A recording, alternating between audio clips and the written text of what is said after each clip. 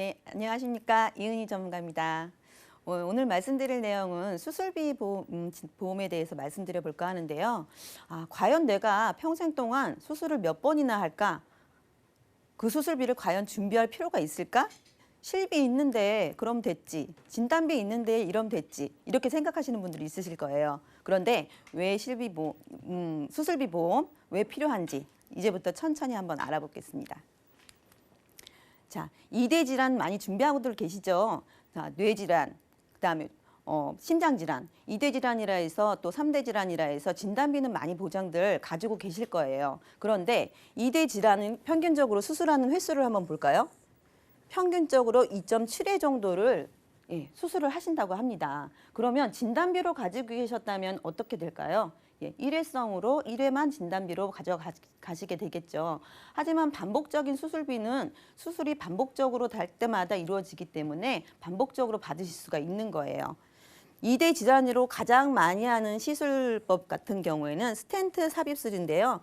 요즘에 같은 경우에는 미리미리 진단이 되고 이전에 알게 되기 때문에 이게 급성 심근경색이라든지 뇌출혈이라든지 이렇게 위험한 지경까지 발견이 되지가 않습니다. 그 전에 미리 미연에 발견이 되기 때문에 그 전에 미연에 치료가 가능하세요. 그런데 진단만 받고 그냥 진단비만 딱 받고 그 다음에 수술로 이어졌을 때에는 그 다음에는 이어질 수가 없어요.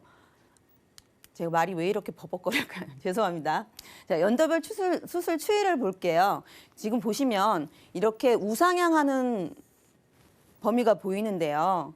수술 횟수는 점차 이렇게 늘어가고 있습니다. 점차 늘어가고 있는데 지금 우리나라 지금 인구별 그 인구수를 보면요. 인구는 점점 줄어들고 있잖아요. 그런데 희한하게도 수술 횟수는 점차 이렇게 늘어나고 있어요. 그만큼 1인당 수술 횟수는 좀 더 늘어난다는 거예요. 인구가 많아져서 수술 횟수가 늘어난 것이 아니라 인구는 적어지고 있는데 수술 횟수는 늘어난다는 것은 인당 수술 횟수가 훨씬 더 늘어난다는 거죠. 기본적으로 실비 가지고 있기 때문에 나는 수술비까지는 가지고 있지 않아도 된다라고 생각하시는 분들이 있으세요. 실비를 언제까지 내가 낼 수 있는지를 한 번쯤 생각해 보시지 않을 수 없습니다. 자, 실비는 기본적으로 나오는 거 외로 조금 더 싸게 내면서 많은 방향을 찾아서 더 많이 받는 방향을 찾아서 조금 더 나에게 도움이 될 수 있는 보험을 찾는 것이 요즘에 현실적이라고 볼 수가 있는데요. 자, 실비 첫 번째로 준비를 하셨다면요.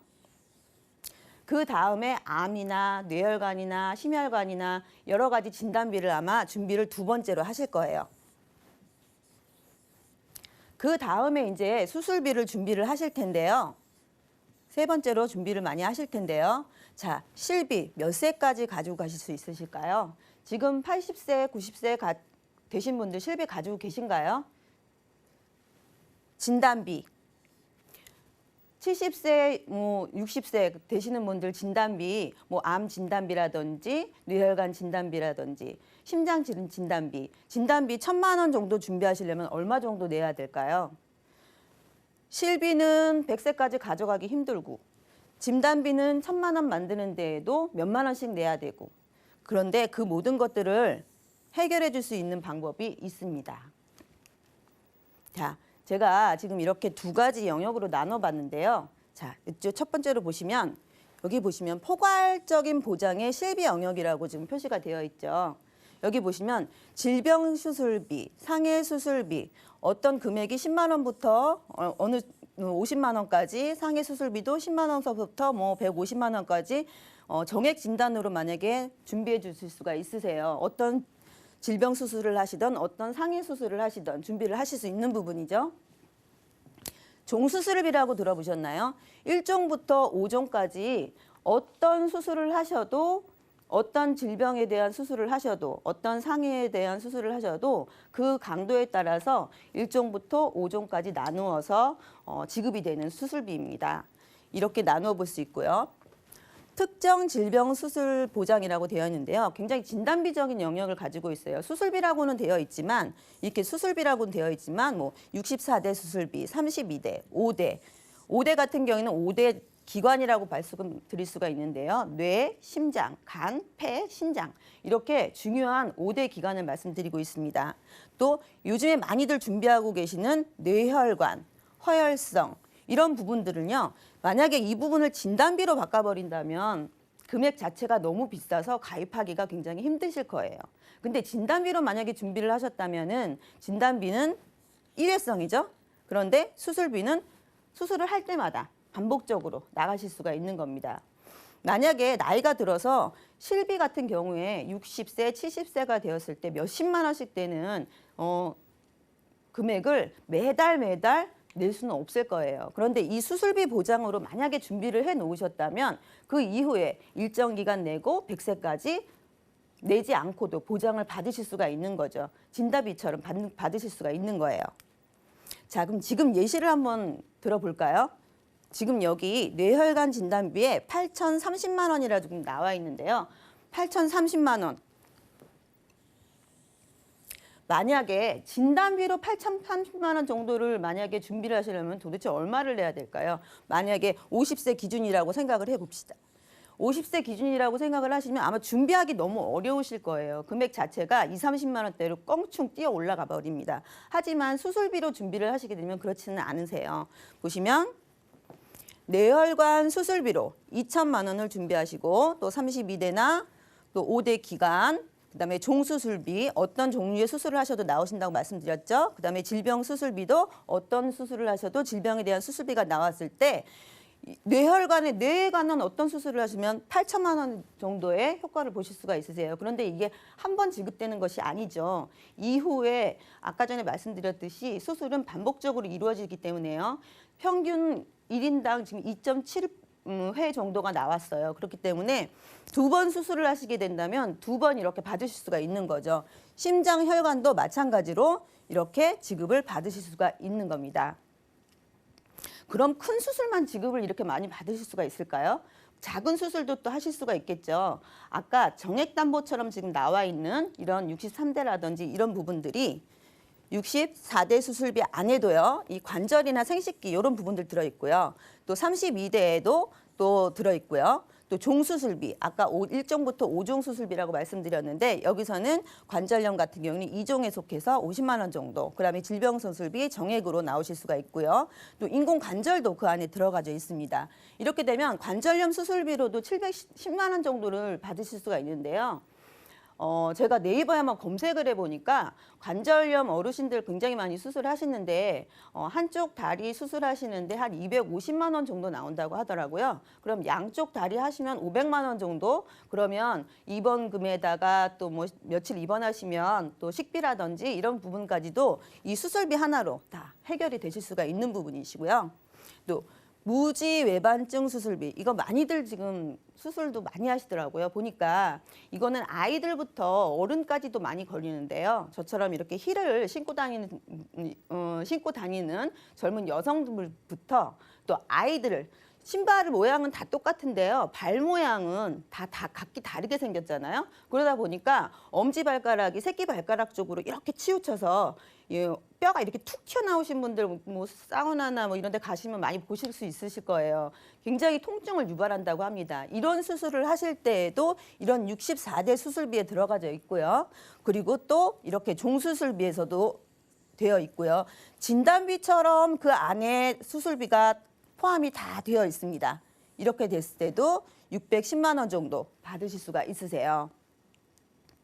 큰 병부터 작은 병까지 제가 된다고 말씀을 드렸잖아요. 아까 전에 그냥 최근에는 뭐 100일대 수술비까지도 나와 있는 회사들이 있는데요. 제가 지금 예시를 들어놓은 회사는 63대 수술비까지 되어 있는 회사를 한번 예시를 들어본 건데 지금 자궁 근종 같은 경우에도 680만 원, 요실금, 그리고 대장 용종 제거. 그러니 요즘에 건강검진 하시면서 대장 용종 제거, 위 용종 많이 제거들 하시는데 이럴 때에도 이렇게 축농증 수술하실 때에도 또 백내장 수술하실 때에도 또 허리 척추 시술이나 수술하실 때에도 이렇게 받으실 수가 있는 겁니다. 자, 보시면 관열, 비관열 이렇게 있는데요. 관열은 이렇게 째는 수술, 비관열은 구멍을 내거나 이렇게 해서 수술하시는 거 피를 보지 않고 수술하시는 방법인데요. 관열도 비관열도 그리고 큰 수술도 작은 수술도 모두 보장받을 수 있는 게 이 수술비입니다. 나중에 나이가 많이 들었을 때도 마찬가지지만 젊었을 때 이런 부분들까지도 수술 받는 부분들까지 축농증이라든지 뭐 이런 부분들까지도 수술비 하나로 실비처럼 보장을 받으실 수가 있으세요. 그리고 보험료 예시를 한번 보겠습니다. 제가 보험료를 지금 아까 전에 예시로 드러났을 때 보시면 최대 보장 금액으로 산출한 보험료예요. 아까 전에 보시면 뇌라든지 심혈관이라든지 이런 부분에서 8천만 원 가까운 돈이 나왔었잖아요. 그랬을 때에도 남자 30대 기준 34,500원, 예, 남성 50대에도 8만 원 정도의 금액이면 충분하고요. 여성 같은 경우에도 4만 원대 그리고 8만 원대, 50대 기준 8만 원대. 만약에 50대인데 나 너무 비싸요. 8천만 원 보장이죠, 이게.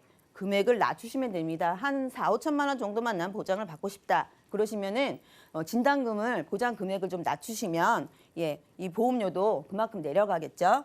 그리고 납입 면제형이 있고요. 납입 면제가 되지 않는 형이 있는데요. 납입 면제형 같은 경우에는 중도에 만약에 심장이나 뇌나 뭐 급성 심근경색이라든지 뇌출혈이 일어났을 때에는 납입이 면제되면서 100세까지 풀로 쭉 보장을 받으실 수 있는 거예요. 그런데 나는 그냥 내는 보험료 조금 덜 내고 20년 꽉 차게 내겠다. 이렇게 하시는 분들은 좀 더 저렴한 비용으로 가입이 가능하십니다. 한국인들이 그 0세부터 생을 마감하기까지 의료비가 거의 1억 원 가까이 든다고 해요. 만약에 큰 질병에 걸리지 않아도 1억 원 가까운 돈이 지출이 된다고 합니다. 그러면 내가 큰 질병에 걸렸다면 더 많은 비용이 지출이 되시겠죠. 그런데 그것을 내가 차곡차곡 모아서 내 의료비는 그냥 난 통장에다 모아놨다 쓸래. 이러시 될까요? 어려우실 수밖에 없어요. 보험에다 의존을 하실 수밖에 없는데요. 그 보험을 작은 비용으로 큰 보장을 받을 수 있는 건 수술비밖에 없는 영역이라고 생각이 됩니다. 그래서 진단비로 7, 8천만 원 정도 준비. 여건상 어렵다면 정답은 수술비입니다. 예, 진단비로 7천만 원, 8천만 원 준비하시려면요. 거의 30만 원 정도 이상 투자를 하셔야 되는데요. 수술비로 준비를 하시면 10만 원 미만대, 30대는 3, 4만 원대로 충분하신대요. 그리고 병원비가 많이 들어갈 때는요. 진단을 받고 수술을 할 때예요. 진단을 받고 수술을 해야지만 병원비가 많이 들어가고 지출이 많이 생기지 그냥 진단만 받고 약을 드실 때에는 그렇게 큰 비용이 들지가 않습니다. 그러니까 수술비는 꼭 필요한 보험이라고 생각이 들고요. 근데 나는 아픈 때가 많아 하시는 분들은요. 간편보험으로 유병자도 간편하게 가입이 가능하세요. 그래서 유병자분들도 충분히 드실 수가 가입이 가능하신데요. 요즘 유병자 보험분은요. 5보험도 있고요. 3.2보험도 있고요. 3.1보험도 있어요. 그럼 이게 뭔가? 5년 이내에 암만 아니면 가입 가능하신 분들도 가능하신 보험이시고요. 3개월 이내에 2년 이내에 수술이나 입원, 의사의 추가 소견이 없으면 되는 그리고 3개월 이내에 1년 이내에 수술이나 입원, 의사의 추가 소견만 없으면 되는 이렇게 누구나 다 들 수 있는 보험입니다. 그러니까 걱정하지 마시고 한번 내 보험 증권에 수술비 잘 되어 있나? 혹시 갱신형으로 되어 있는 건 아닐까? 한번 살펴보시면 좋겠네요.